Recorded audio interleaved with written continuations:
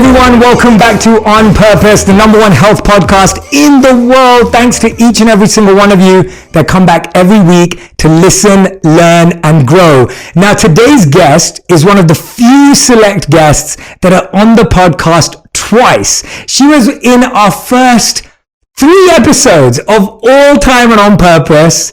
It is my dear friend, the incredibly talented, the multifaceted entertainer, actress, producer, writer, and creator, a leading force in the digital world. She has amassed a global audience, get this, of over 38 million followers across her social media channels, where she writes, directs, produces, and stars in comedic and inspirational videos. Currently, Lilly can be seen in the 2nd season of Hulu's comedy Dollface, and if you haven't seen it, highly recommend it, where she will play Liv, a queer bar owner with a confident sense of humor, kind of like her, opposite Shay Mitchell. This coming April 2022, she's going to be part of the star-studded ensemble cast for the DreamWorks animation action comedy Bad Guys. On April 5th, Lilly will release her 2nd book, and this is what we're going to talk about today. And if you haven't already, I want you to head over to the comments and the link section and the caption and order this book even before this podcast, because it's going to be epic. Be a Triangle. How I went from being lost to getting my life into shape, following her New York Times bestselling book, How to Be a Boss, a guide to surviving and conquering life. Now, Lilly is a dear friend. I know her deeply. I spent all of my COVID nights spending Catan with her, listening to music, her beating me at ping pong, and we just bonded so much. Lilly, Singh in the house. Lilly, thank you for being here. I'm thrilled to be. I could watch you all day long. The smile on my face, because like we said, we're friends, but when I see you do all this, I'm just like, I could watch you forever. Thank you for having me. Well, I could read your glories forever. I'm like, look at that. I'm like, I think we share this in common, but when I look at how hard you work and I know how much effort you've put in to serving humanity, to inspiring people, to building what you're doing, to show young girls all over the world what's possible, and young people all over the world, and a younger me all over the world too, I'm just amazed. And what I love about you most is that when we are together, you're the sweetest, kindest, most hospitable. I want everyone to know, Lilly is amazing at table placements. Oh my God, thank you for saying that. Oh my God, that's a wrap. We're good here. Yes, a lot of people don't know this, but I'm a huge nerd.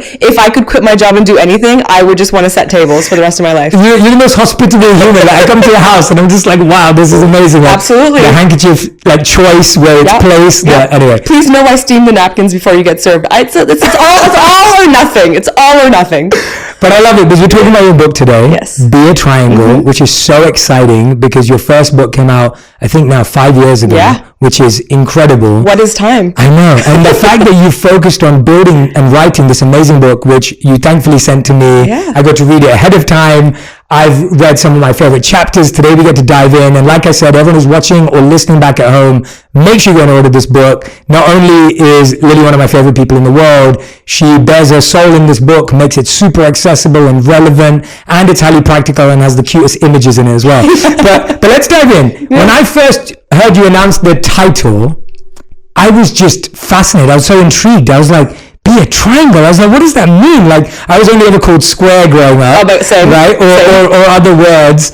And I was like, what does it mean to be a triangle? Let's start there. Yes, I was also called Square, and then during COVID, I turned into a circle. And now I've decided that my shape is triangle. Well, it's interesting you bring this up because, and I'll tell you, explain the title in a second, but I actually had to fight for this title because when I had sent the email to my team being like, I know this is not immediately understandable, but no other title will suffice. It has to be a triangle. And the response I got was, it's kind of confusing. And I was like, no, I stuck to my guns. And I'm so happy I did because it is what the book is about. The book is about me really coming to terms with the fact that although I've done a lot of cool things in my life, you rattled off a few in the intro, and although I'm on my 4th vision board, I think during COVID, I really had a moment when everything went away and I had no events and I had nothing.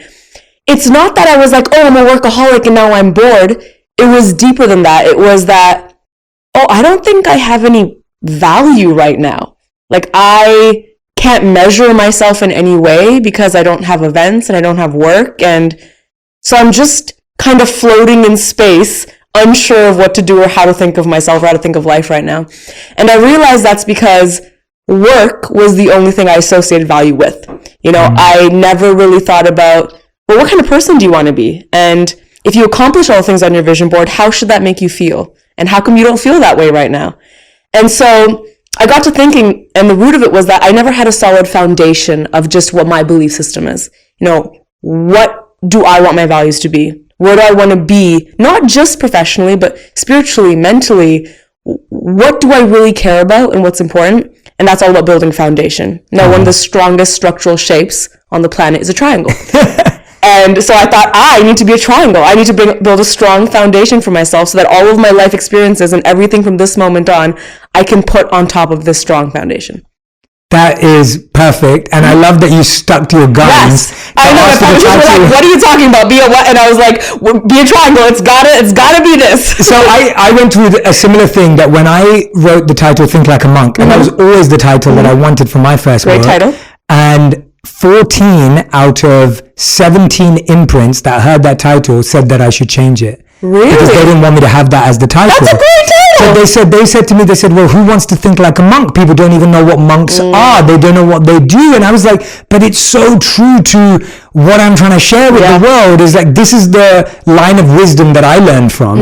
And it sounds like you're saying the same thing. It's like, this is what I'm actually asking people to do. I don't need to come up with a catchy, gimmicky title just to sell a book. I completely agree, because I think so much of my life, like, I'll be real, I made thousands and thousands of YouTube videos. We do stuff on social media. You need to be a little clicky and buzzy and grab people's attention. For this, though, such a vulnerable, raw piece of work, I was like, I don't want to do that. If this is the title that I think feels right, and it's what I actually want to communicate, this is what it's going to be. Yeah, I love that you brought about how we value ourselves, and I want to start there. And you talk a lot about, in the book, what we learned at school, what we didn't learn at school. Where do you think we learned to ascribe our value to anything in life? Like you said, you saw work as your value. What are some of those other values that people ascribe to, and where do you think we develop them? I mean, I think there's a few ways, and I can only speak to me dissecting my own life. I think for me, a lot of it is definitely cultural. I mean, you can probably relate to this, as both being South Asian, is that my family and my community, they really do value a degree. We live in a time right now where, and I'm not trying to bash school, but I don't know a single person using the degree right now.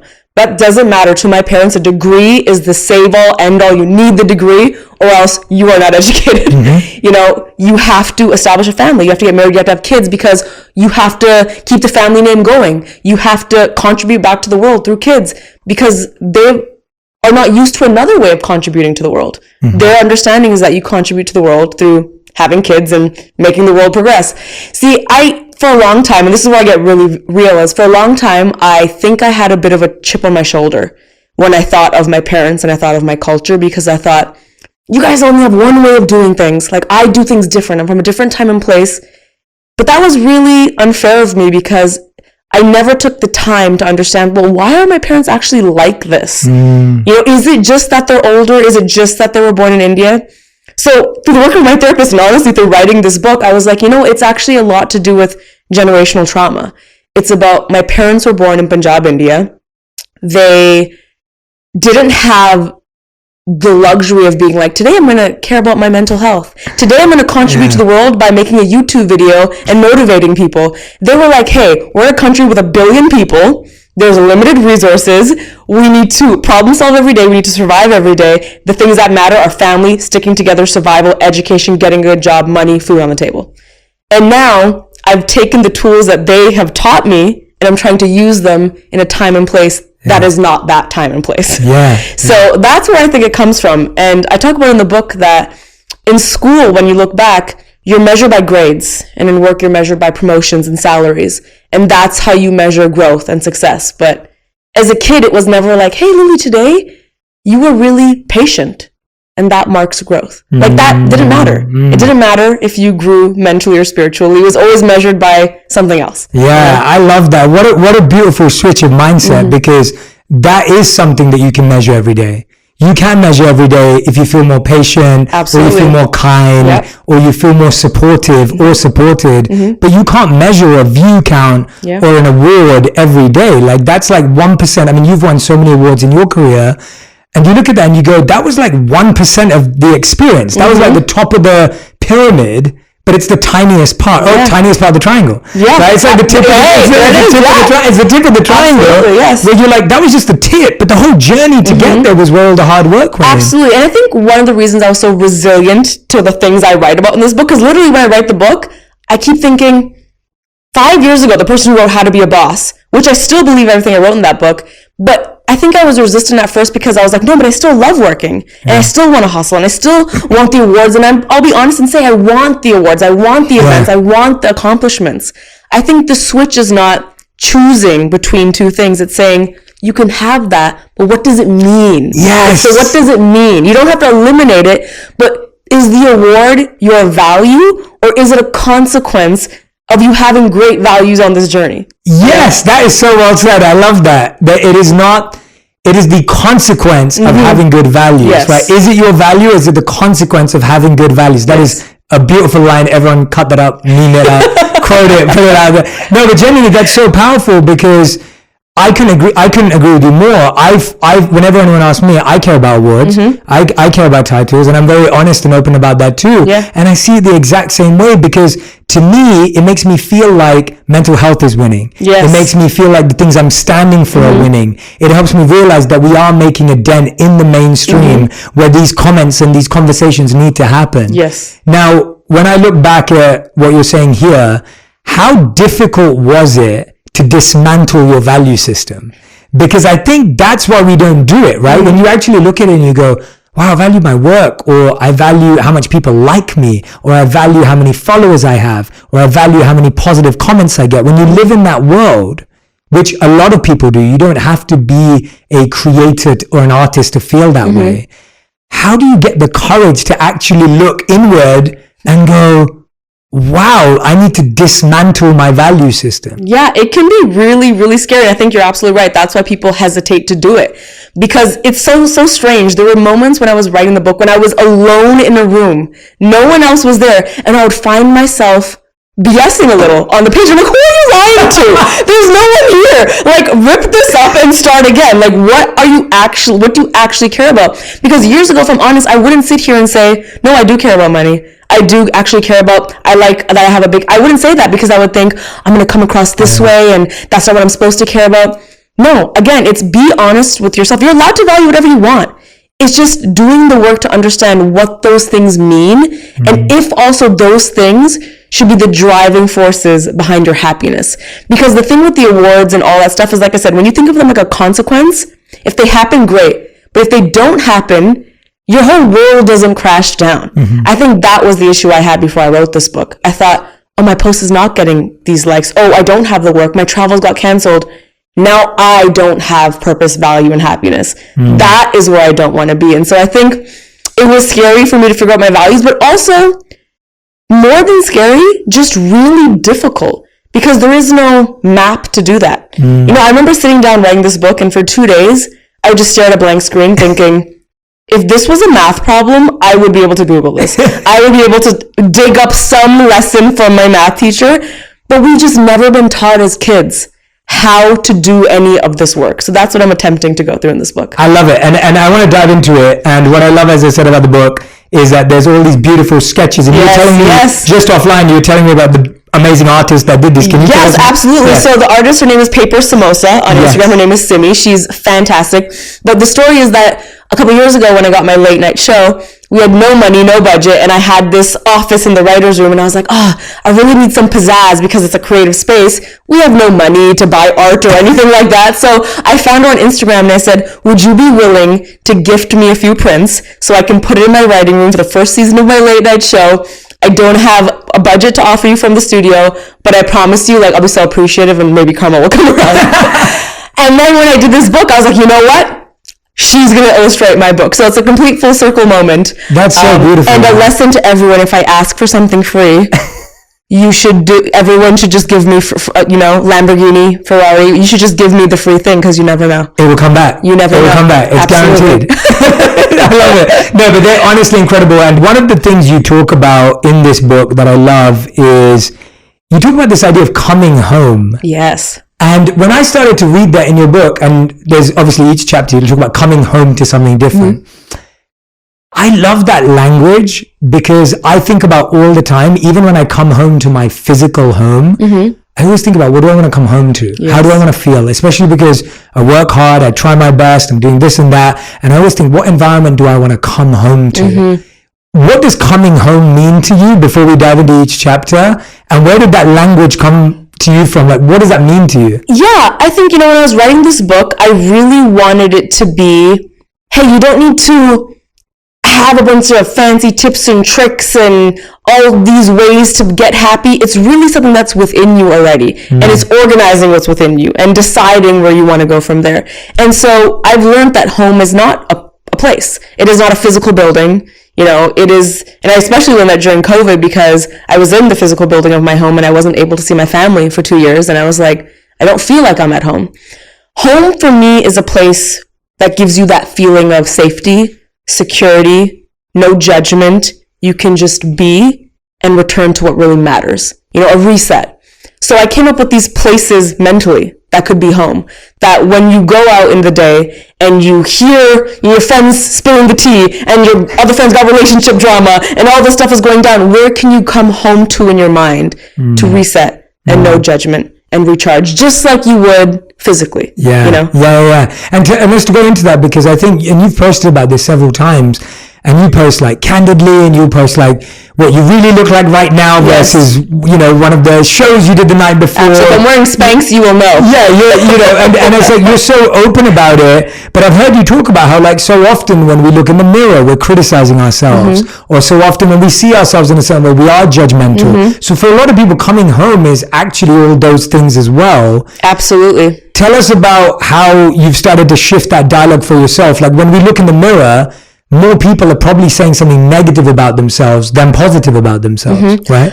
I have learned that I very seldom cut myself any slack. I am truly, and I know it's cliche, but I'm truly my toughest critic in the sense that I could have a super successful day and the one hiccup that went wrong, I'll look in the mirror and I'll be like, okay, well, next time we got to make sure that doesn't happen and you got to be better prepared. And so I am very critical of myself. And that's why the language coming home was so important to me, because home is not a place you should feel that judgment.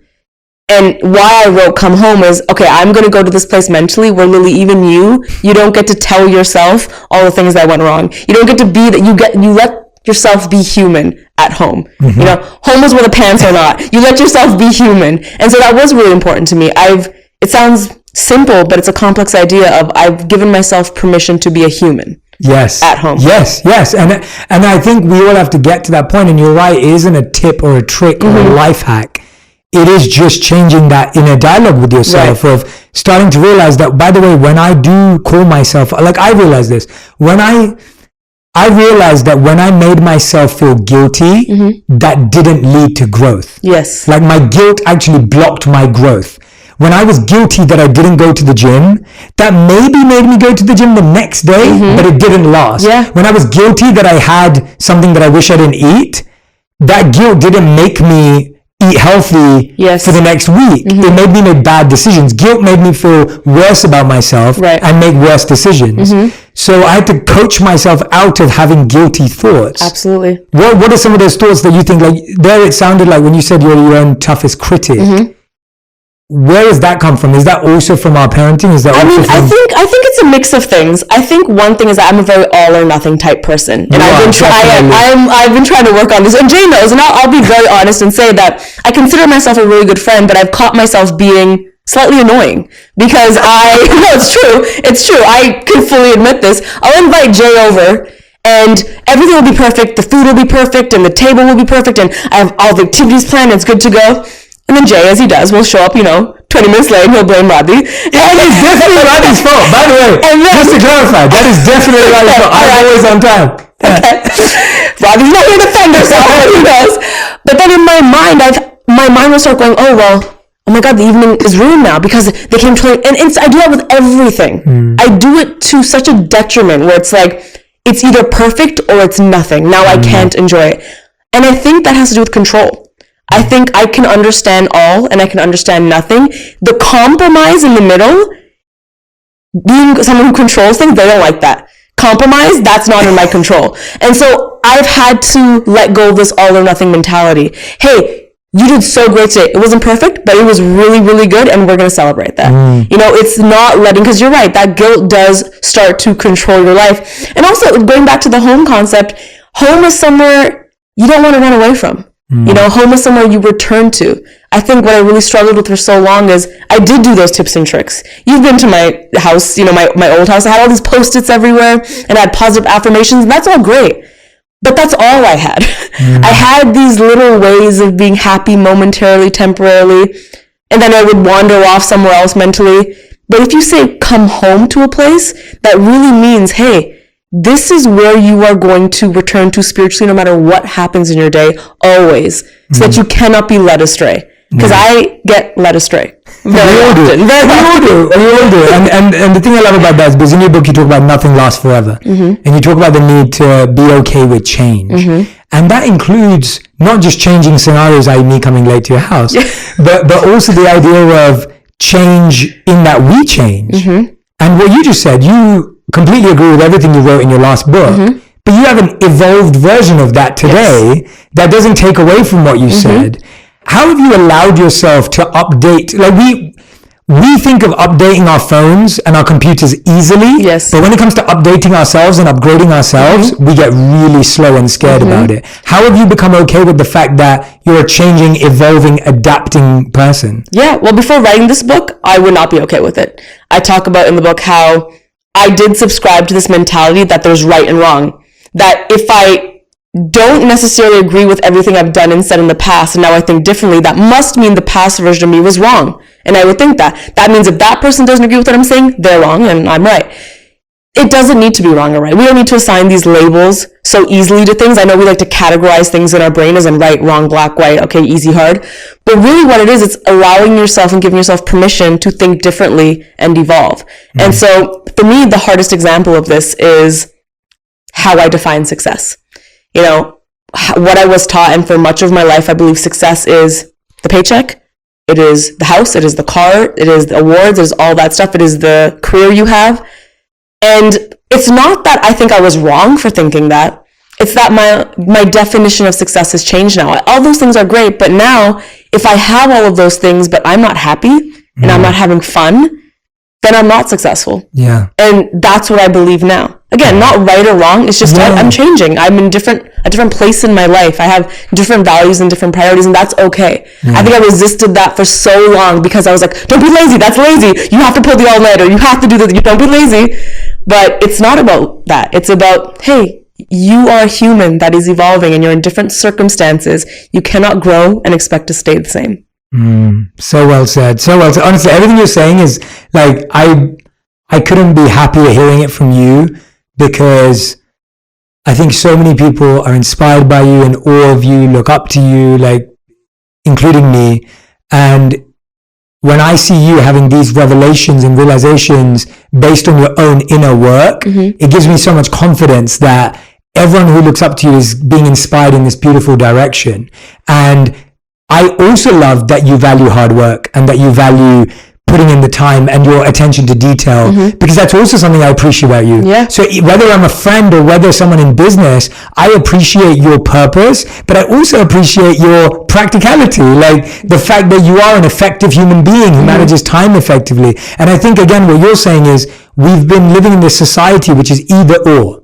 You either have to be lazy or you're productive. Right. But we don't have this in between, which is I know how to do what I need to do when I need to do it, but then I also know how to let go. I think the internet has convinced us of that a lot, that there's either this or that. There's this or that. Not fully appreciating that we're complex human beings that fall on various spots on various spectrums, and we are all in our own circumstances. I think we don't give ourselves enough credit. Sorry. No, please. I want to hear from you. I'm going to take a sip of this. One second. I think that's like it's what I have here, and I wanted to read this out because I had it marked, but it's kind of like, before I get into what I wanted to read, it's your classic green sari, silver sari dilemma. It's so good, right? And the debate. Yes. Right? And that's what it is. It's like, it's this or it's this. Yes. And that's the only two ways it can be. There's something you wrote that I want to read out, because I want people to realize that this isn't, even though this is and you can correct me if I'm wrong, but the way I say it, this is a book that is going to inspire, help, and guide people through their own inner work. It is that. But at the same time, it is also a book where you like really open up and get vulnerable and raw. And I wanted to read something for people to realize just how that comes across. So you say, I can't do Lily's voice, I can't do impressions, I can't do accents. He's actually a great actor's line. I have none of those skills, so I will not try. I will simply read it in my British accent. All right. So, at the age of 30, I came out as bisexual to my family. It was definitely the hardest thing I've ever done in my life, and the lead up to that moment was filled with anxiety. Out of fear that I would lose my words, I wrote my parents a letter, printed it out, and placed it in front of them. All I could muster up the courage to say was, read this. I vividly remember feeling a pang of guilt when my mum jokingly responded to the letter by saying, "Are you getting married?" I went upstairs while they read it, unable to be in the same room with them, and waited for what felt like an entire lifetime for anything. A knock on my door, a tap on my shoulder. After a long silence, finally I heard footsteps and my parents entered my room. Like when you take me into a place like that, in your book, I'm like, wow, this, it's so intimate. Mm-hmm. And I feel so grateful that we get to go there with you as a reader in your book, because these are not things that you make videos about. These are not things that you talk about every day. Mm-hmm. And people see you share your sexuality and where you are, but they don't understand what's going on in your head, because we only get this one moment or a headline, Lilly Singh announces this, and that's what people see. Right. But then this is what's going on behind the scenes. And the book does this again and again and again.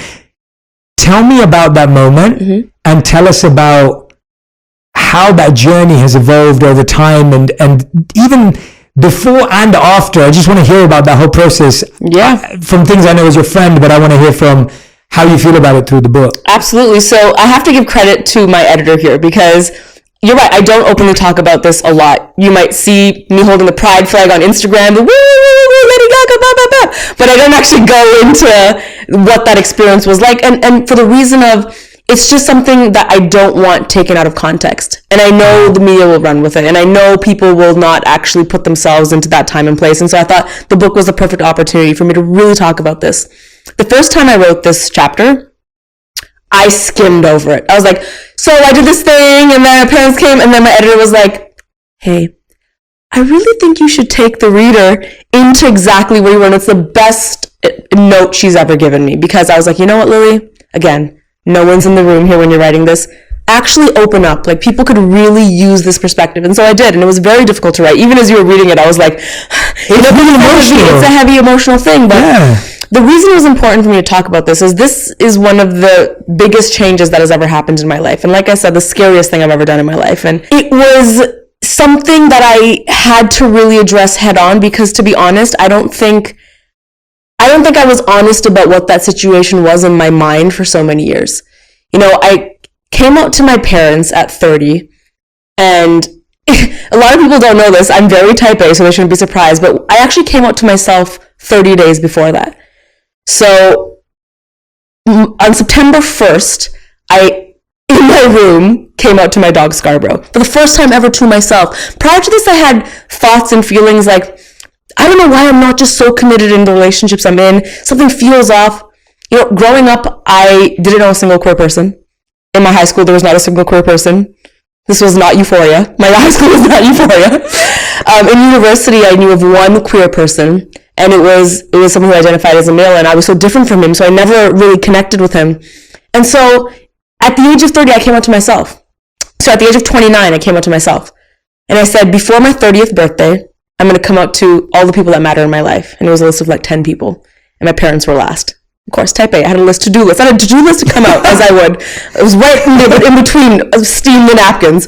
And so they're last on the list, and I thought, okay, I'm going to tell them, I'm going to write them this letter. And in my brain, I had thought up this scenario of all the things they were going to do and say, and I had two versions of it. One was, this is going to go horrible. Again, all or nothing. It's going to go horrible. They're not going to understand. Just in case, I'm going to have this idea of things I need to pack in my bag so I can leave the house. Like, just all of these worst case scenarios. And then the opposite was, or they are going to throw me a party then and there because they're going to be so proud. All or nothing mentality. The truth is that they came into my room, and the first thing that my mom did was give me a big hug and said, "Why are you crying? You're my daughter and I love you regardless." Beautiful. Amazing. I was so scared in that moment and so nervous that because they were not saying the exact sentences I expected them to say, I was a little dismissive, to be honest. And it pains me to admit that because I know so often in these stories, we want to hear that, like, support the kid no matter what, the kid is right. But I was dismissive and I didn't give my parents the credit that they deserved of being like, they probably don't even know what this is. They've never been introduced to this idea before. And so we had the conversation.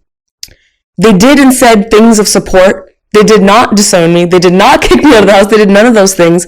But I left that conversation needing an enemy, to be honest. I needed to distance myself from people, even though they were being supportive, because I was so insecure. I had just done this big thing in my life, and I didn't know how to figure it out. I didn't know how to now navigate the world. I felt so insecure. Everyone's staring at me. These headlines are saying all these things. So I distanced myself from so many people, including my family, not because they weren't being supportive, even though I convinced myself that was what it was because I just couldn't be in close proximity to people that I felt like I was disappointing, even though they were not disappointed. And that was a hard pill for me to swallow. Because that takes a lot of you admitting that you don't have it figured out. And like you didn't give your parents enough credit. And so I'm happy to say that me and my parents are so close today and we're so lovely. And it's just a lesson I learned that it's so easy, again, to go back to right and wrong. Yeah. But everyone is a human in different circumstances. And it doesn't have to be all or nothing. Yeah. Wow. That honest, thank you for sharing that. Like that is just... It's so powerful on so many levels. And I felt the same, by the way, when I was reading it. It was like, it's transformative. It's transformative for me too.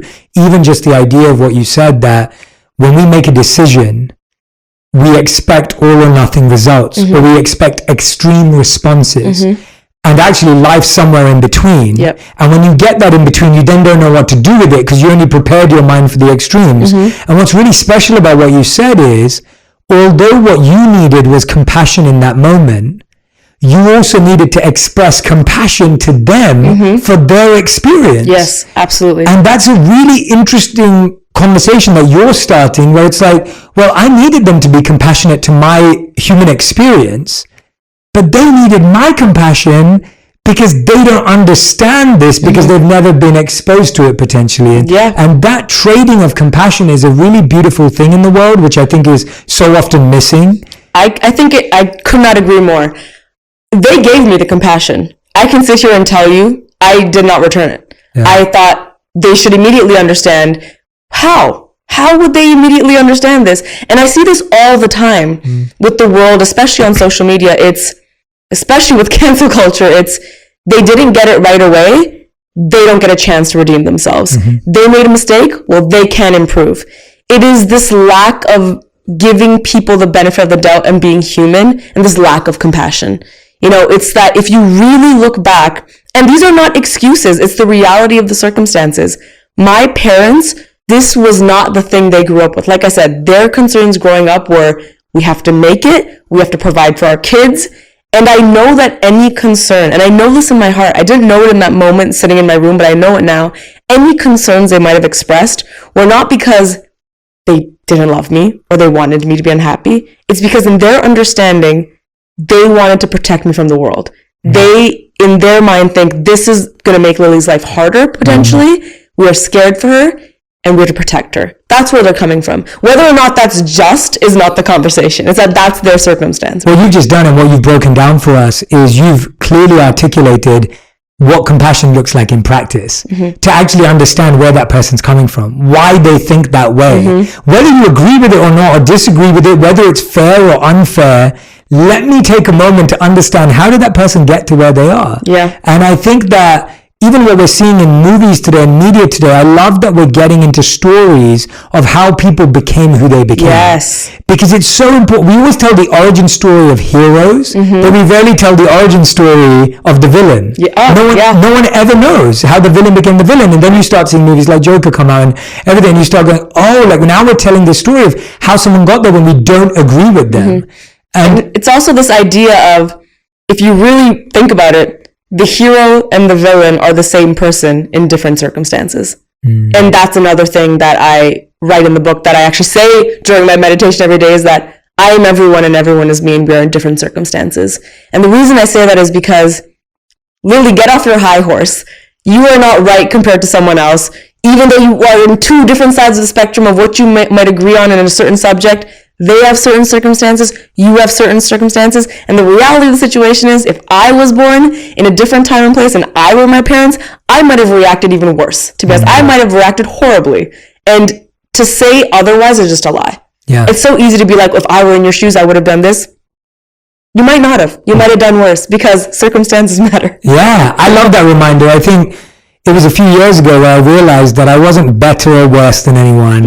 I wasn't ahead or behind of anyone. I wasn't right and they were wrong, or vice versa. I was just me and how I processed this experience. Yes. And you brought up meditation, but let's dive into that, because I know you've meditated for a long time and it's continued to evolve as a practice for you. In this book, you talk about our wonderful dear friend, Janavi Harrison too. Yes. Which is wonderful to see.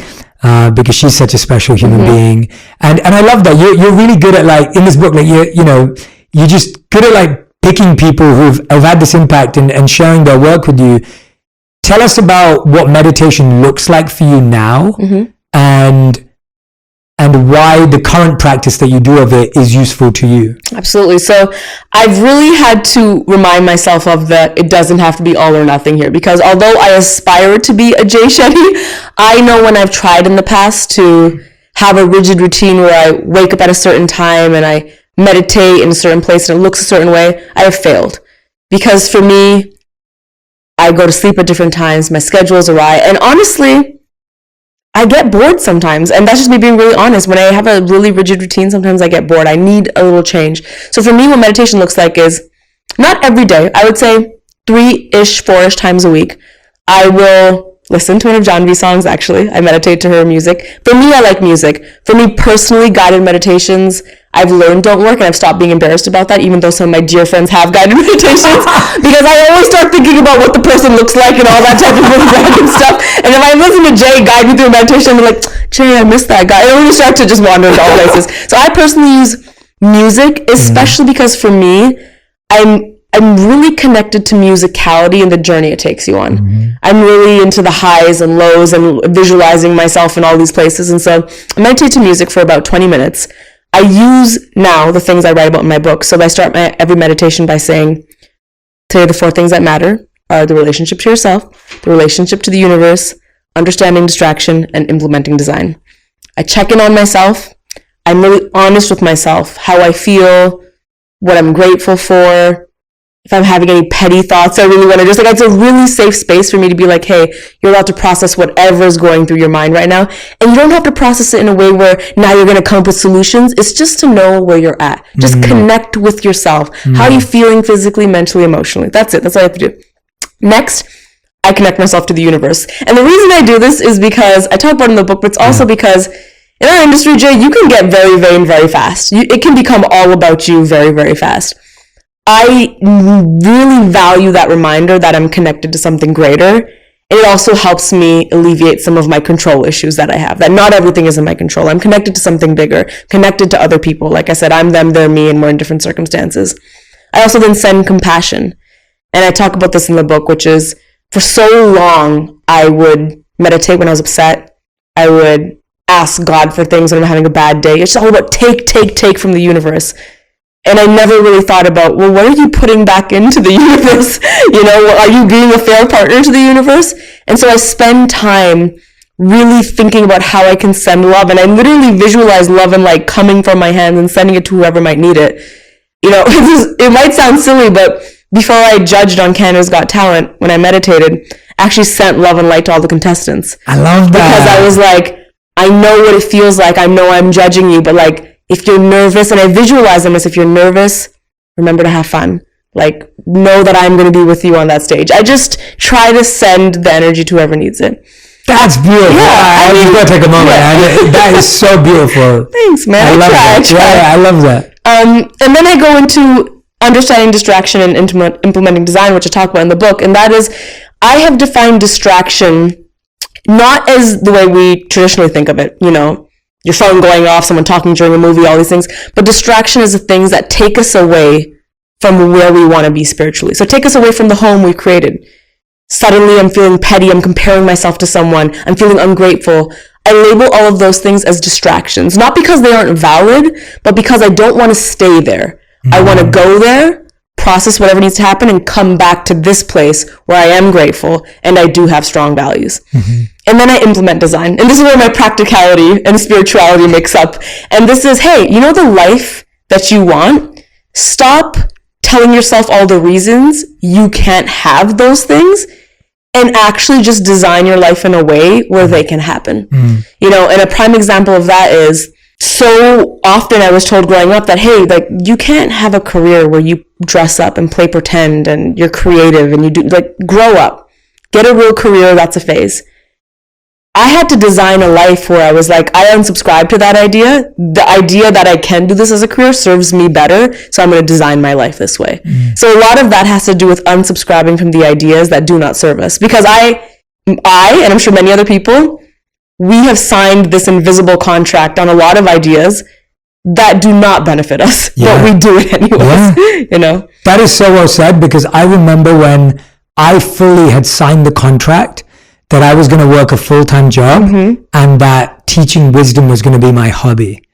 That I'd signed that contract. I'd subscribed to the idea that sharing wisdom could not be a full-time purpose. It had to be something I did in the evenings and weekends. And now when I look back and I think, I am so glad that at one point I unsubscribed, as you said, from that ideology, because otherwise I'd still be in that same place. Yeah. And it's incredible to think about it, because it sounds easy to say it now, but I can honestly say that when I started, I had no idea that anyone would care at all.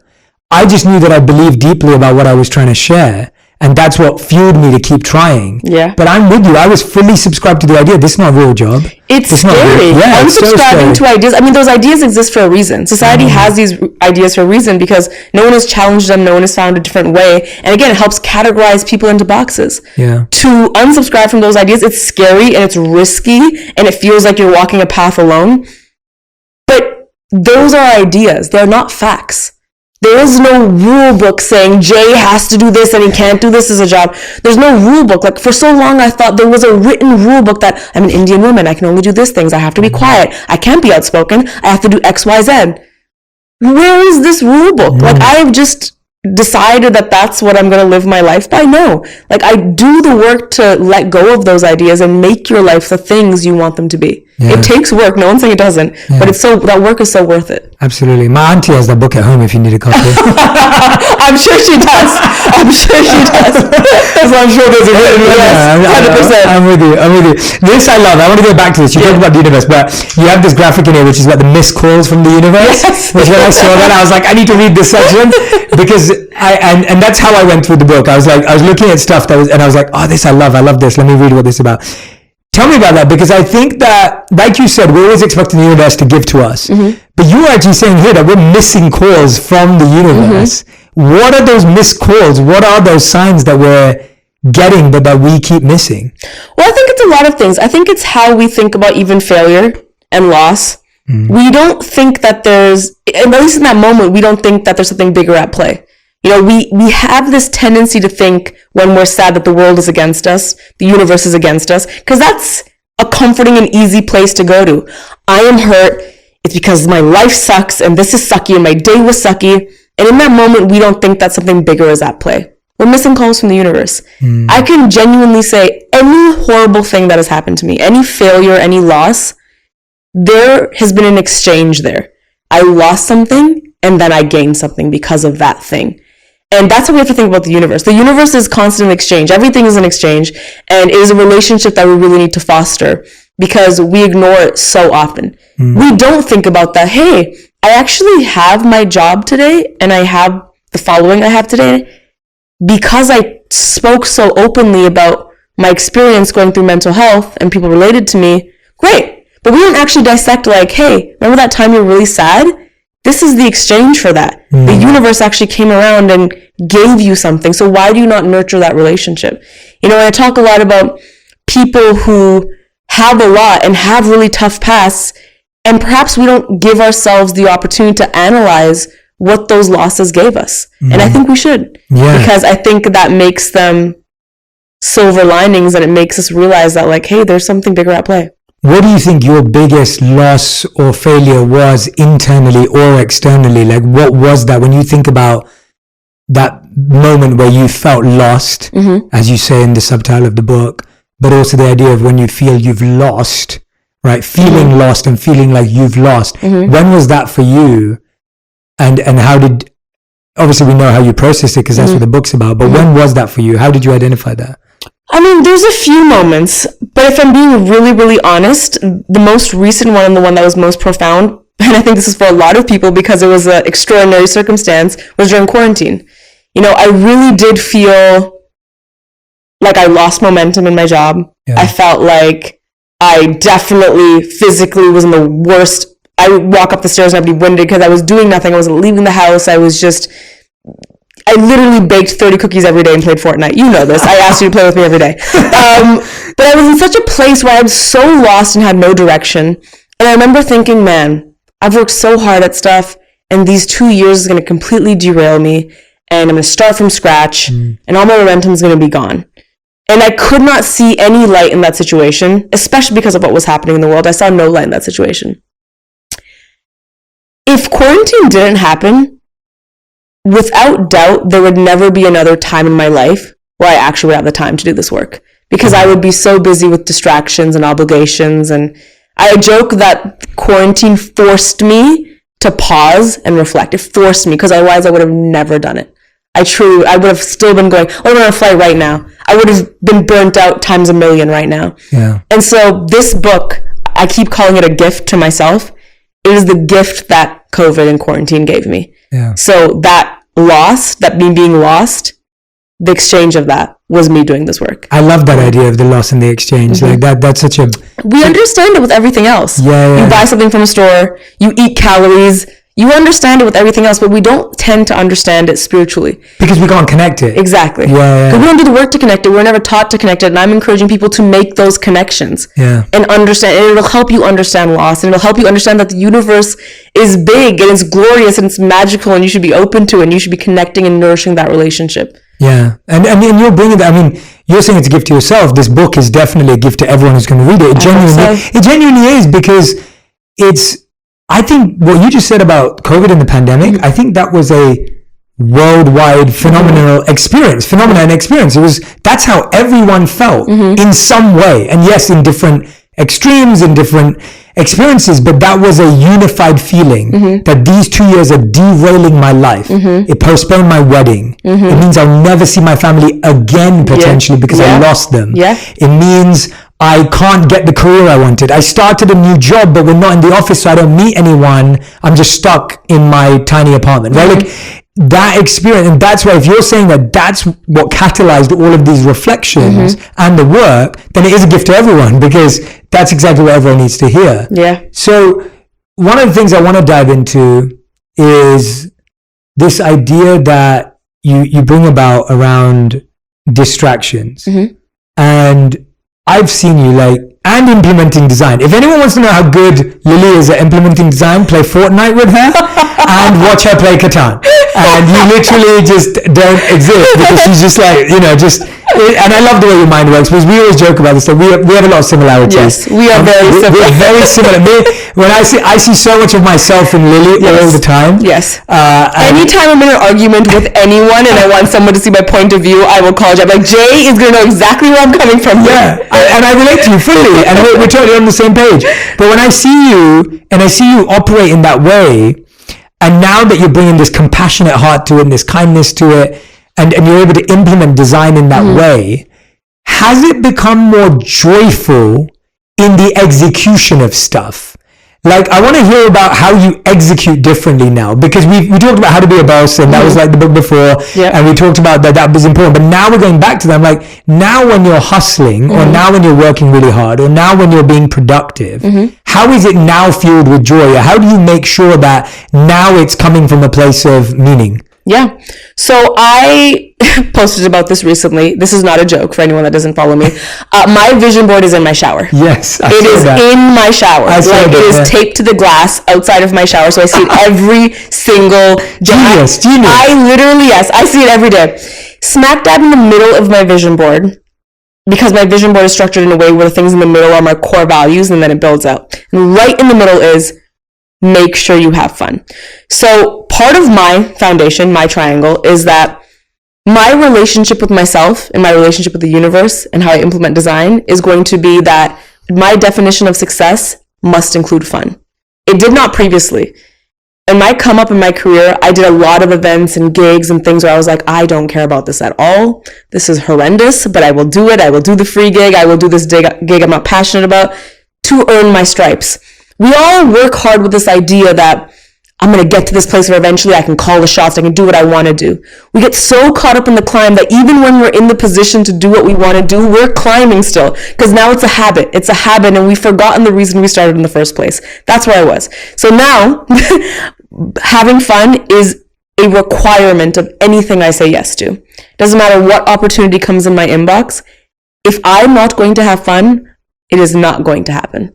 And so, yes, because of that decision, things are more joyful. When I'm doing a podcast or I'm presenting something on stage, I'm not going into it thinking, nail every line, it's got to be perfect, you got to execute, and then you got to network. It's, hey, this is pretty cool that we're here. And I think you should go there. And I think by the end of the night, Lily, I think you should go home. And I think you should say, hey, you know what? That was like really fun. Because if you don't have that, it doesn't matter. Yeah. It really doesn't matter. And there is no point. That doesn't mean you can't do it well. That doesn't mean you can't be prepared. I will still do all of those things. But I will find the joy in doing all these extraordinary things that I get to do. And I learned this especially because I'm sad to admit that in my first world tour, I mean, think about this, a 30-city world tour. Not many people can say they've done that in their life.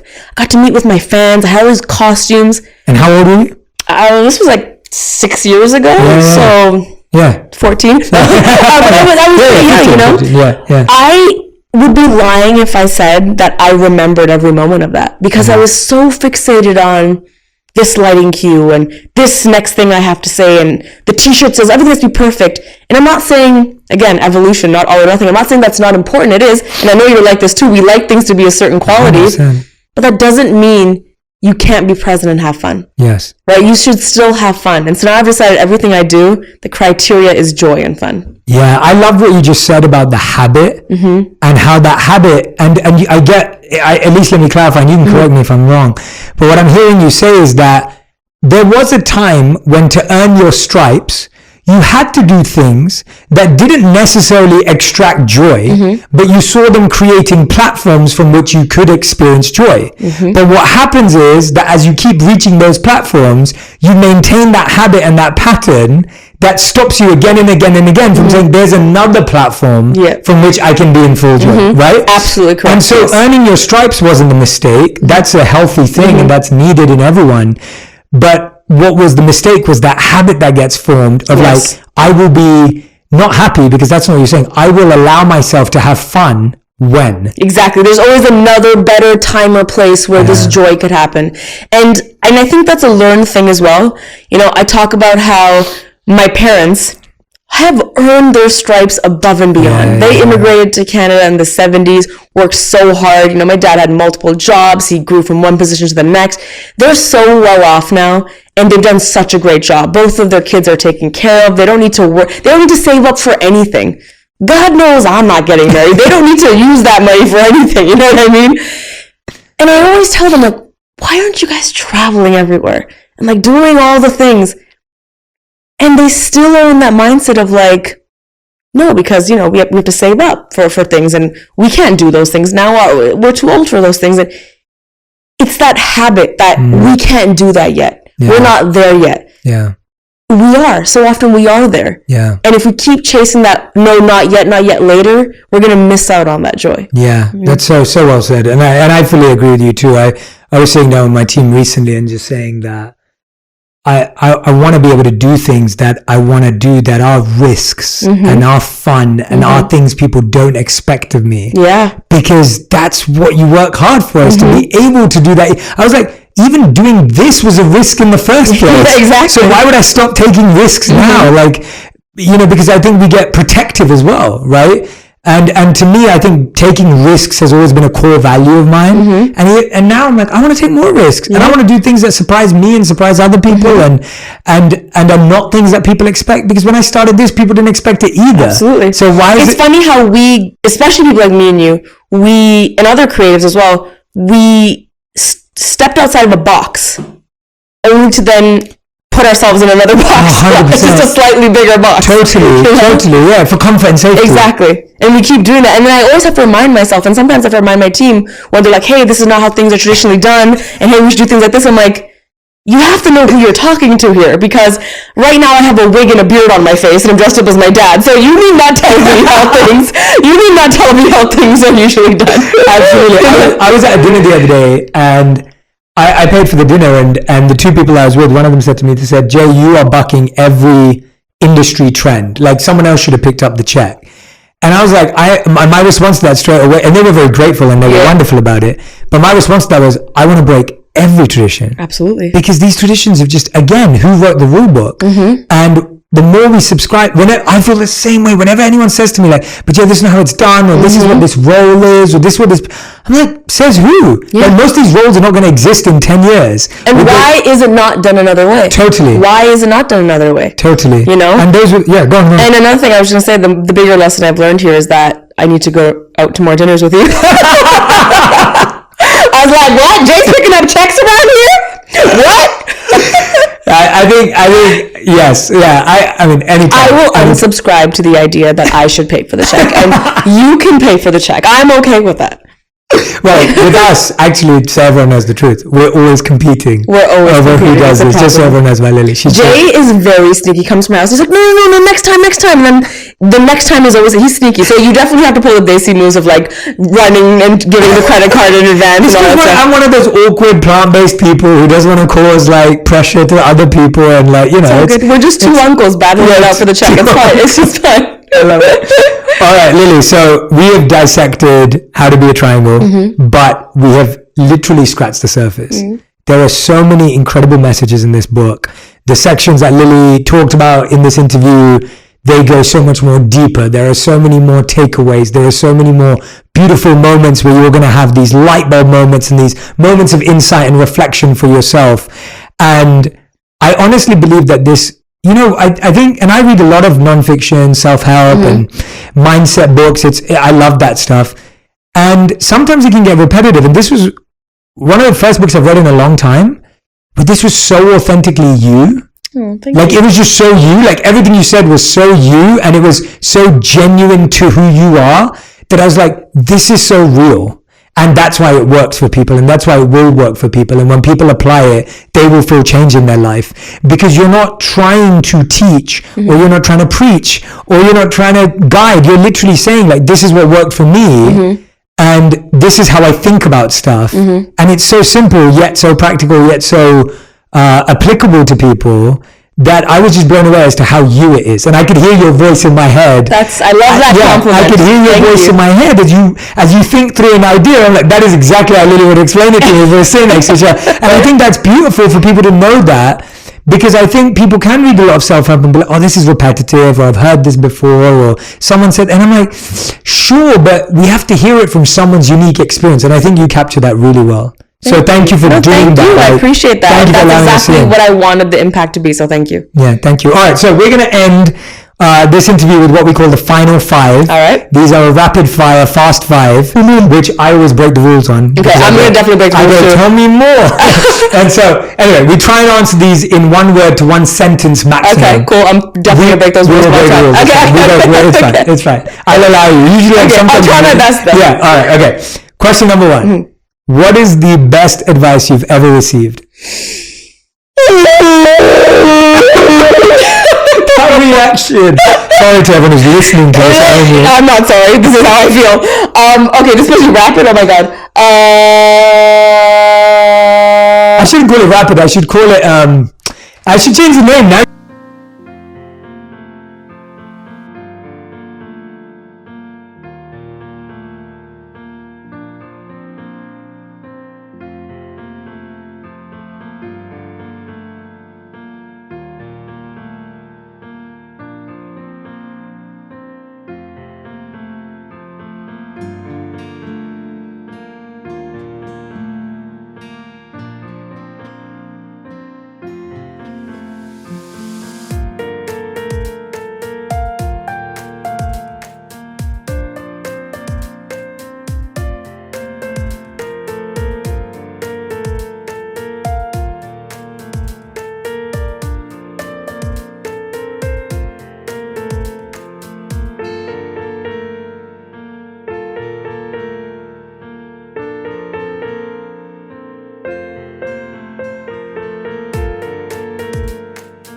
Just made me realize it shouldn't be rapid. It should be more like condensed 5. But that sounds terrible. Like, I mean, it's definitely probably going to be. Okay, it can be a quote. It's actually a quote I live by. I actually first heard it from my big fat Greek wedding. Oh, cool. Okay. And the quote is, and I'll never forget it. It is, "Don't let your past define who you are. Let it be a part of who you become." And I think that speaks really well to the evolution we were talking about earlier. Great answer. Mm-hmm. That was 2 sentences. That's good. All right. Question number 2. Yeah. What is the worst advice you've ever received? I think what we talked about.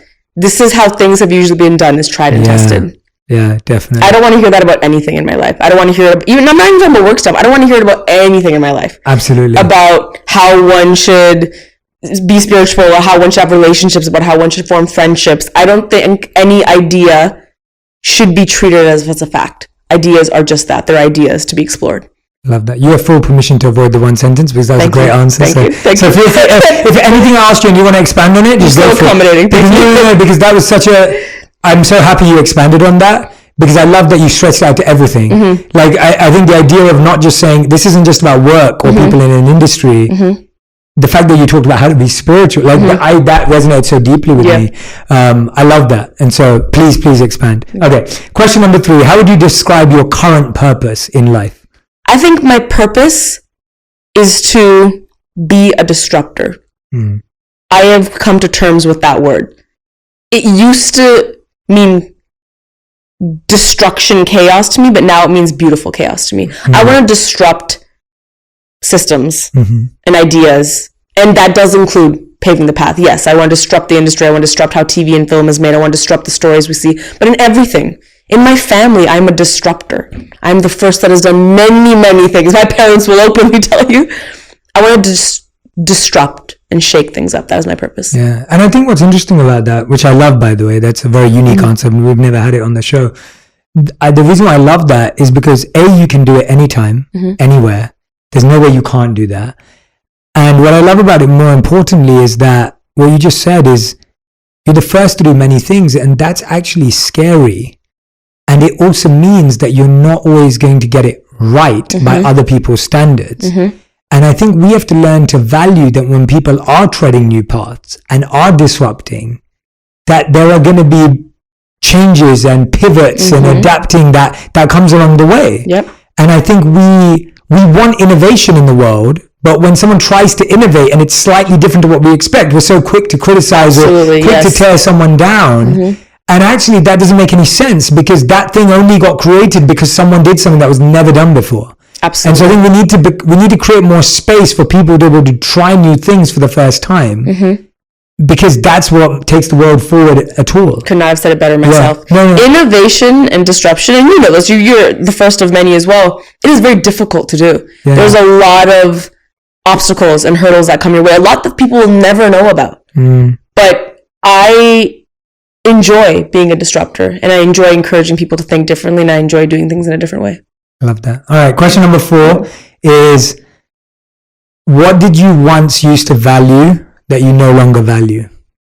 This is a little bit of a complex answer, but something I used to value is a certain type of friendship.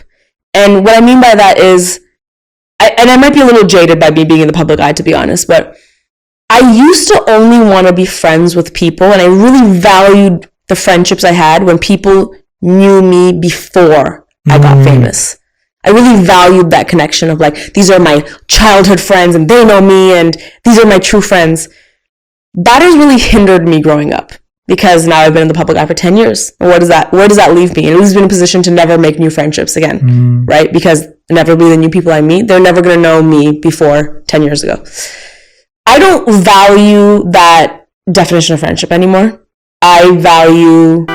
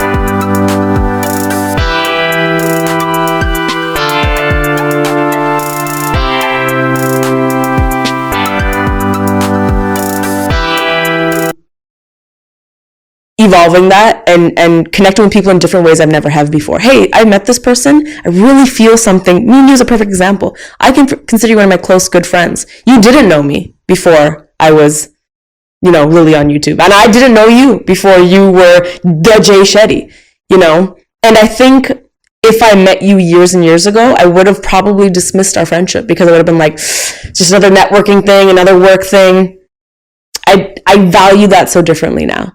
I understand that you can connect with people in different ways and people can play different roles in your life and it can still be magical and special. Yeah. And I love hearing that because I value our friendship so much. Mm-hmm. But I get that. It is really interesting to toy with that. Like the person I speak to most every week is the guy who's the best man at my wedding. Mm-hmm. I speak to him like 3 times a week and we talk for an hour every time. And if someone told me, where do you find that time? It's really weird because I'll find it in gaps. He's always kindly available and will pick up and make time for me. And he's an entrepreneur too, so he can be flexible. And we'll just talk and we can talk for hours. And it's easy because I've known him since I was 18. So I've known him for nearly 17 years now. He's my closest friend. And what I realize is history is important to me because there is something special about when someone has history with you. Mm-hmm. But what I've realized, that doesn't stop you from creating new history. Exactly. And new memories. Yes. And that's what I feel with you. Like when I look at my time in COVID, I think of our time as we built so much history during COVID together. That's exciting to me because I don't have that history with any of those people. Yeah, that's because I wasn't there with them. And I think that's exactly correct. And I'm not trying to discredit my childhood friends. No, when I go and hang out with my childhood friends, it's special and we have these memories. But I really did, if I'm being honest, struggle with friendship when I moved to LA because I was so attached to how that should happen, how friendship is supposed to be, that I was my biggest obstacle when it came to making new connections. Yeah, I love that. What a great answer, Lil. Like, what a great, honestly, like I appreciate it because that is such a, we, again, never had that on the show. And so, Will you hire me? Am I hired? Hired? Am I hired? We'll give you an award. Yeah. Fifth but and what final, does that award mean? I know. What is it the consequence of? Fifth and final question is, and I'm so glad we didn't. Okay, from today, the Fast Five is officially being scrapped. When I feel like it, we have to find a new name. Please tag us on Instagram and come up with a new name because I'm struggling. All I'm doing right now is thinking of a new name. What is this thing going to be called? I haven't got one. Okay, so fifth and final question is, if you could create one law or one habit that everyone in the world had to follow every day, what would it be? And take your time as well, because every time we take your time, we get the best answers. So, read be a triangle. That was Lily's voice, by the way. That wasn't me. I don't one word or one law or one habit. Yeah, either law, as in something that people have to follow, or a habit people have to practice. It's up to you. Something that I think is being lost in the universe today and perhaps it could be jaded by my career in social media, I don't know, but something I feel is being lost in the world is the value of context. I feel like a lot of conflict in the world, a lot of tension in the world, a lot of negativity in the world is because we don't value context anymore. We judge people very quickly. We judge them from snippets online or things that they've said. Like I said, we don't appreciate their circumstances. We don't even acknowledge that they might have different circumstances from ours. I think the world would be a better place if it was mandatory to have context. When you're speaking to someone, when you're putting something on Twitter, when you are even debating. And I think the reason the word law made me think of this is I think of how many times in a courtroom a decision or law has been passed about a person or a group of people, even though that person or group of people, their context is nowhere in that room. You know, I think about how many people have made laws about women's bodies and no woman was part of that. Or like one woman out of 20 was part of that decision because there's no context. I think context is important and should be valued. And if you don't have that, what are you actually talking about? You know? Lilly with the depth, man. Thanks, wow. man. These are like I'm trying. mind-blowing answers. No, these are just, I mean, these last three answers that you've given, we've just gone in a obviously completely different direction to what we're talking about, but like, that would be such an incredible law and habit. That if we, and I don't know how you would execute it, but just the value of context, because it seems to be an endangered concept right now. Yeah, I often find the way I've been trying to do it in certain circumstances is, and I'm sure you get this a lot of people ask me, oh, what's this person like? And I'm sure you get that too, because you've interviewed some amazing people, you're friends with incredible people, and people go, what's this person really like? And what I've realized is that answer can be so complex, and again, out of context. Because it's so easy to say, oh yeah, I just bumped into them in an elevator and they were really rude and just didn't care. Right. They're a rude person. And what you just said is like, well, that's just one tiny minuscule experience. Or the experience is me saying, oh, they're the sweetest, nicest person in the world. Again, it's a very subjective experience. And the point is that without context, that answer can be so misconstrued. And that's just one example. And I've realized for me, practically, it's just saying something along the lines of like, this has been my experience. Yeah. And being able to contextualize by saying, this is my relationship with that person and this is my experience with that person. That's all I can give you. I think even hearing someone say, in my experience, I think why I love that is because then someone listening doesn't really have the right to say, well, no. Yeah. Well, that's not, no, because again, context. Yeah. As again, we all have our own experiences and we need to understand that everyone has their own experiences. I love that. Everyone, Lilly Singh, Be a Triangle, How I Went From Being Lost to Getting My Life Into Shape is available right now. We have the link in every bio, caption, comment, wherever you can get it. Please, please, please go and order the book today. It will not disappoint. I cannot wait to see this. Please tag me and Lilly on Instagram, on Twitter, on Facebook, on TikTok, whatever you're on, and share what your biggest nuggets, your biggest wisdom, your biggest takeaway were from this interview, because I love seeing what resonated with you, what connected with you. And then what I'd love for you to do is take a picture of your favorite picture, sketch, whatever it may be from the book, and I want you to tag me and Lilly and post that on Instagram too, because this book is full of the most beautiful designs at Paper Samosa. Yeah, Paper Samosa. At Paper Samosa. Please do tag us, because I'd love to see which ones you're resonating with, which ones you're in love with, which ones you're going to make a part of your vision board and your meditation every day. Lilly, thank you so much. Thank you so much for your support. With you all the way. King himself, thank you for the support. I appreciate it. I always have such a great comment, and it's so lovely because like we're friends, but we don't always get the chance to go this and I love it, like literally when I'm hearing, and I felt this last time too, I said the same, and last time we weren't as, we hadn't spent as much time, we were just starting our friendship, and that was 3 years ago, and I felt the same way last time, and I said the same thing to you. I was like, that was just so deep and profound and thoughtful in so many ways. And you know, you're a comedian, so you'll always just like laugh it off or whatever, but genuinely it was, even this time, and you've given me so much to think about that.